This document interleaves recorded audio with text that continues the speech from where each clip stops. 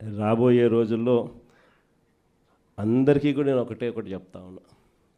ఇంత మంచి చేసిన మనకే ప్రతిపక్షంలో కూర్చున్నాము అని అంటే ఇక ఏ మంచి చేయని మోసం చేసిన ఈ చంద్రబాబు నాయుడు పరిస్థితి ఎలా ఉంటుంది అని చెప్పి నేను వేరే చెప్పాల్సిన పర్ల.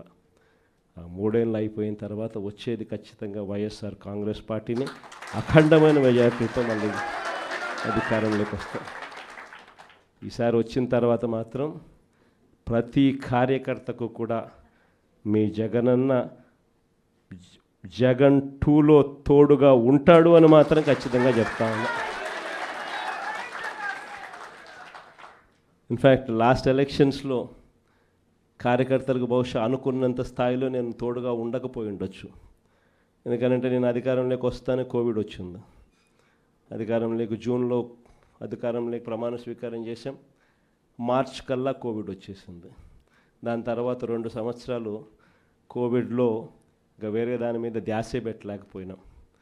ప్రజల బాగోగుల మీదనే, ప్రజల ఆరోగ్యం మీదనే, ప్రజలకు సంబంధించిన విషయాల మీదనే పూర్తిగా ధ్యాస పెట్టాల్సిన పరిస్థితుల మధ్య పాలన సాగింది. కానీ ఈసారి మాత్రం ప్రతి కార్యకర్తకు భరోసా ఇస్తూ ఉన్నా. ఈరోజు నా కళ్ళతో నేను చూస్తూ ఉన్నా. కార్యకర్త అనేవాడు ఎంత ఇబ్బంది పడతా ఉన్నాడు అనేది నా కళ్ళతో నేను ఈరోజు చూస్తూ ఉన్నా.